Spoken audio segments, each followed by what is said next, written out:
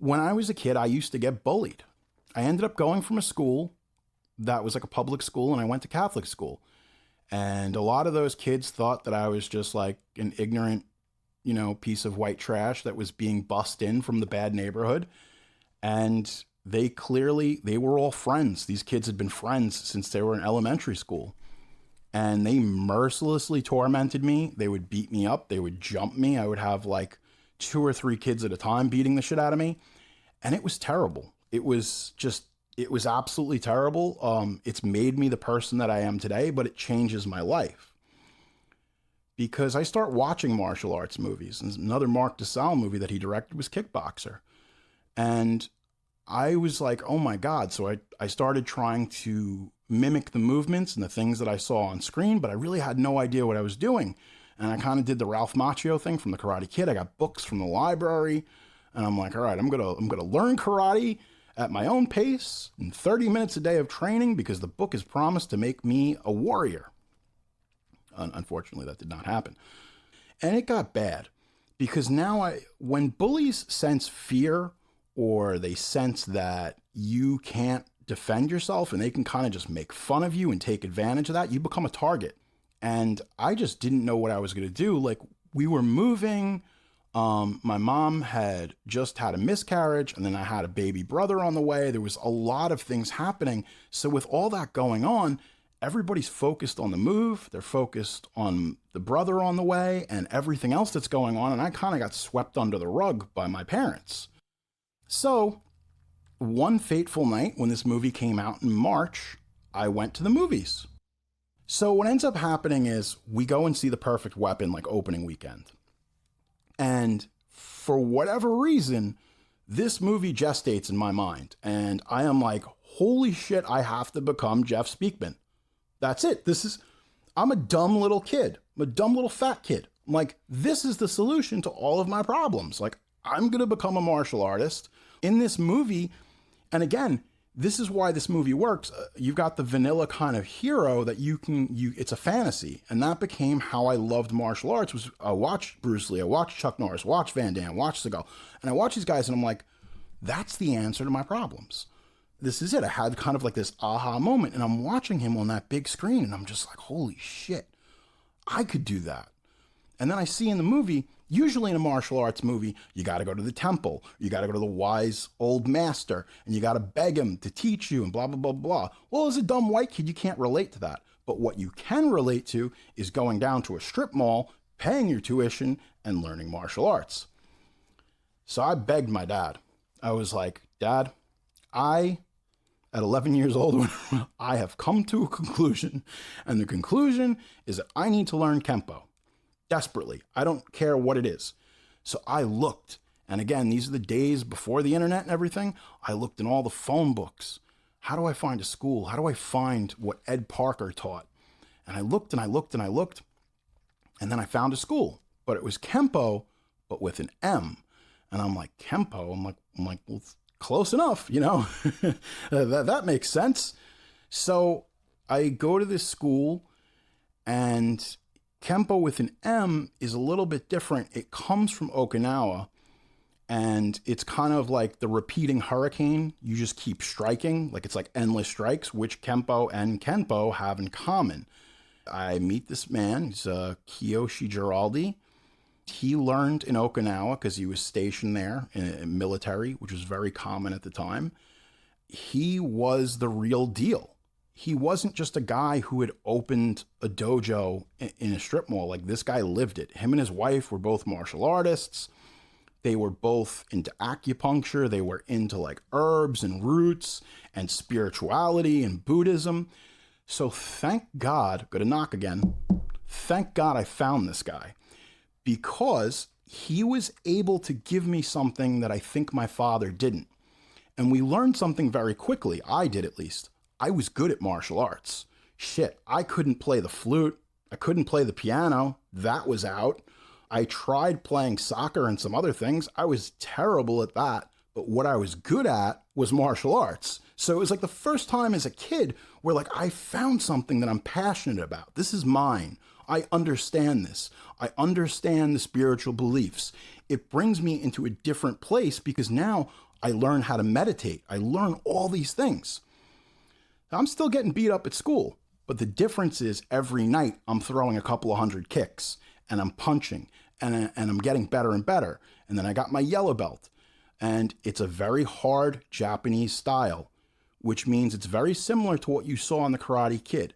It's meat and potatoes Japanese martial arts. This is, no nonsense stuff. We're doing push-ups on our knuckles. We're getting hit with bamboo. It's nasty. I remember the first time that I got a bloody nose from fighting in the dojo, and I got blood on my gi. And he was like, nah, he's like, that's good. He's like, it means that you're learning, and I realized how much I love that white gi, because when I put that on,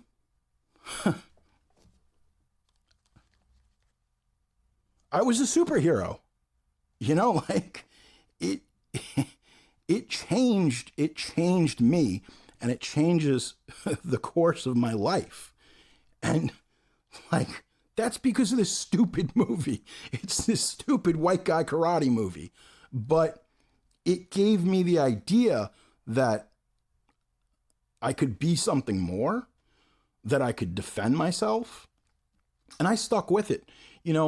Other than making movies with my friends and stuff, this was like all throughout high school, all throughout junior high, this was all I gave a shit about. Can I do a split? Yes, I was able to do when I was a kid. I used to do the splits. It was insane. Like, I started meeting other kids that were into martial arts. We started hanging out and studying different styles and exchanging ideas. But this story does have a happy ending. And the happy ending was that one day a bunch of these kids try to assault me on the bus. And now, after all this time, it's become automatic. I kicked the shit out of these kids. So bad, in fact, that I broke one kid's ribs. And he was in pain, and the bus had to pull over, and it was bad. It was a big deal. But what ended up happening was this kid, he was just so winded, and we didn't realize that his ribs were broken. But now, when you're a kid who's like in 6th grade and you break another kid's ribs on a bus, and there's a whole bunch of witnesses, oh shit. So I was like, a part of me was, even though I wasn't a bad kid, I'm still not really a bad person. There was a sense of power and satisfaction that I had never felt before. And I said, holy shit. Yeah, like I hate this kid. And that kid never fucked with me again. That kid wouldn't even talk to me. He wouldn't even look at me. And it was just the craziest fucking thing, because then the next day the word was out that this kid had to go to the hospital. And I also felt something that made me happy, but also confused me. And what I felt was, I felt a little bit of bloodlust, because now I had finally used what I had been learning, because I went through a whole cycle of seeing the perfect weapon in March and just getting beat up and picked on. And now we're in September. So I've been training all summer. I've been doing the things. I've been getting stronger, leaner. And I felt, well, fuck that kid. I felt like, yeah, you know what? He had it coming. So I had a couple of other kids that tried to fight me after this, that even after the story, and because things like this, especially in the early 90s, became like a legend. Like, kids talk. It's like, yeah, he beat up 30 people, he beat up the whole bus. He threw the bus over his head. I also wasn't ready for that. I thought I was going to be cool, and I wasn't necessarily cool. I was looked at somebody who was dangerous, and I had to go to the school psychologist, like, oh, your son fucking beat up like 3 people, put a kid in the hospital. So it became like this weird thing where instead of feeling proud, and my parents were like, you've got to defend yourself. Like, it wasn't like I came home and got in trouble. They were like, this is what you should be doing. That same month, there was like these brothers, and there was like 3 of them, and they were much bigger, because, junior high and like high school, like the kids, like there's kids who go through growth spurts, and they got mustaches, and 3 kids, they're in 8th grade. and they tried to jump me out in the schoolyard, and I beat the fucking bricks off of those kids. And that time it wasn't as nice because it was really fighting a bunch of people and it was nasty. This is what happens. Look, we Game Boy was still new. We didn't have things. The world was a different place. And for whatever reason, I fought. Like, that's why I see this show Cobra Kai and it's over the top and stuff. And I'm like, this is kind of what I grew up with in junior high, was fighting these kids. This kid who used to bully me, I'm not going to say his name on the air because I don't want to whatever, but his name was Jimmy. And him and his brothers used to mercilessly bully me. What ended up happening was I had a bunch of them jump me in the schoolyard. And then I was like, all right. So I took out one or two of them, kicking these kids, I'm punching them, just, And the other thing too is when you're a kid and you have all that energy and you have all this like new testosterone, you're going through puberty. It's like, you're not quite sure how strong you are yet. You might be stronger than you think you are, even though you're a dumb little kid. I realized like I split this kid's head open and everything. And I'm like, there was a part of me like, do I go further? Where does this stop now? Like, how bad do I have to beat these kids before they leave me alone? Luckily, it left me alone, but it made me kind of a social pariah. And most people were like I would try to hang out with other kids and their parents had heard about the incident and they were like, I don't know if you should hang out with that kid. Like, he's something wrong with him.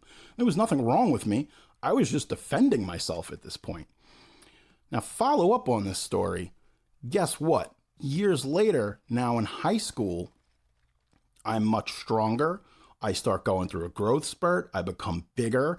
I get better at martial arts. I get better at weapons. And then one night, I run into Jimmy at a party because he lived a town over. And, it's one of those things where, kids from different towns, you start seeing each other. And we're leaving this house party, and he's right there. And it's just me and him in the darkness of this driveway. And I basically went up to him like, you and your brothers used to really bully me, and it was pretty fucking terrible. And he couldn't even say that he was sorry because this kid was just such an asshole. But I guess this was my Johnny. And I told him on that dark driveway, I was like, right now there's nobody around. It's just you and me. It's just you and me. And I could fucking kill you right now. And I wasn't kidding. I was like, I could fucking beat you to death and there's nothing you can do about it. And he was so fucking scared because he knew it was the truth. And that's when I realized I had the realization that Jeff Speakman has to come to at the end of this movie was just because you can doesn't mean you should. And I felt more satisfaction that we knew that could happen. And it was high probability it was about to happen. But I also learned other things through martial arts. I learned spirituality. And I learned that if you are capable of something, it doesn't mean you should do it. It means 99% of the time, you're walking away from fights. And if you have to get into one in the real world, here's a little tip from Jerry. You put them out quick. And especially if you're in a metro area, you're at a concert, that guy had a heart attack and you get the fuck out of there. And be like, oh my God, he's having a seizure. No, he's not having a seizure. You just fucking neutralized him. But I found more power knowing that I had power, but not the ability to use it, the ability to decide whether or not I should. And that gave me a sense of autonomy and independence that I had never had before. And this is all because of this stupid movie. That's the fucking crazy thing about this. And I always wanted to, he's still out there. And shit, it might happen. I gotta cash in those chips quick because, people come, people go. And unfortunately, tell your heroes, whether it's a person you respect, it's a cousin, could be your dad, anybody, tell them. Tell them, because this is not an endless well. Just because you saw the sunset today doesn't mean you're going to see it tomorrow. So if there's people in your life that mean something to you, tell them, because they're not going to know. People can't read minds. So, thank you to Jeff Speakman. Thank you. You You had a profound effect on my life.